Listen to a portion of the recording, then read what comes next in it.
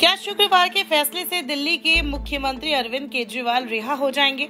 ये एक बड़ा सवाल अब उभर कर सामने आया है, क्योंकि सुप्रीम कोर्ट से अरविंद केजरीवाल को अंतरिम जमानत मिल चुकी है, लेकिन फिलहाल उन्हें जेल में ही रहना होगा।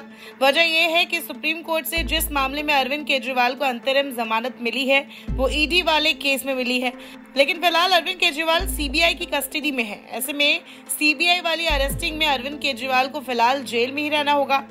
अब जैसा कि हमने शुरुआत में एक सवाल किया कि क्या शुक्रवार का फैसला केजरीवाल की रिहाई का रास्ता खोल गया? अंतरिम जमानत के बाद भी जेल में रहने की बात आने के बाद ये सवाल अब सबकी जुबान पर है। मीडिया रिपोर्ट्स में दावा किया जा रहा है कि सुप्रीम कोर्ट की 2 जजों की बेंच ने जो फैसला सुनाया है उसी में केजरीवाल की रिहाई के 2 रास्ते छिपे हैं। दरअसल ईडी के साथ सीबीआई केजरीवाल के खिलाफ दिल्ली के कथित शराब घोटाला मामले में जांच कर रही है। साथ ही सीबीआई ने केजरीवाल को गिरफ्तार भी किया है। ऐसे में अब केजरीवाल की रिहाई के लिए पहला रास्ता ये है कि केजरीवाल ने दिल्ली हाईकोर्ट में जमानत की याचिका पहले ही दाखिल कर रखी है।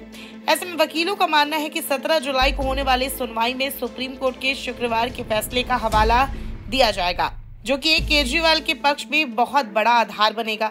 ऐसे में वकीलों का ये मानना है कि सुप्रीम कोर्ट के फैसले के ग्राउंड पर सीबीआई की कस्टडी से भी अरविंद केजरीवाल को बेल मिल सकती है। अब दूसरा रास्ता सीबीआई के सामने सुप्रीम कोर्ट के फैसले की ही चुनौती बनेगी, क्योंकि जब ईडी वाले केस से केजरीवाल को सुप्रीम कोर्ट से अंतरिम जमानत मिल चुकी है, तब सीबीआई को दिल्ली हाईकोर्ट में ये साबित करना होगा कि करप्शन के इस मामले में केजरीवाल की न्यायिक हिरासत यानी जेल जरूरी है। अगर सीबीआई हाईकोर्ट के जज को ये समझाने में विफल रहती है कि आखिरकार केजरीवाल को जेल में ही क्यों रखा जाए, अगर सीबीआई इस तर्क को साबित करने में फेल हो जाती है तो अरविंद केजरीवाल को दिल्ली हाईकोर्ट से भी जमानत मिल सकती है। यहाँ ये भी समझना जरूरी है कि आखिर सीबीआई और ईडी के केस अलग अलग कैसे हैं, क्योंकि ये दोनों मामला तो आखिर दिल्ली के कथित शराब घोटाला से ही जुड़ा हुआ है। दरअसल ईडी ने अरविंद केजरीवाल को इस मामले में मनी लॉन्ड्रिंग को लेकर गिरफ्तार किया था, जिसमें केजरीवाल पर यह आरोप लगे थे कि उन्होंने कथित तौर पर दिल्ली शराब नीति बनाने और उसे लागू करने के दौरान पैसों का लेन देन किया था।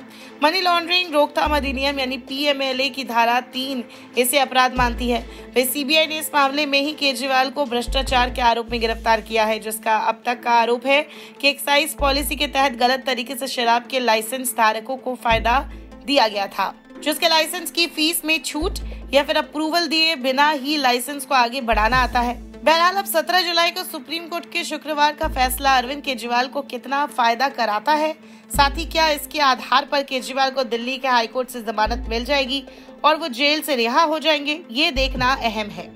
फिलहाल इस खबर में इतना ही। बाकी की खबरों के लिए बने रहिए हमारे साथ। वीडियो को शेयर, लाइक करें और चैनल को सब्सक्राइब करना बिल्कुल ना भूलें।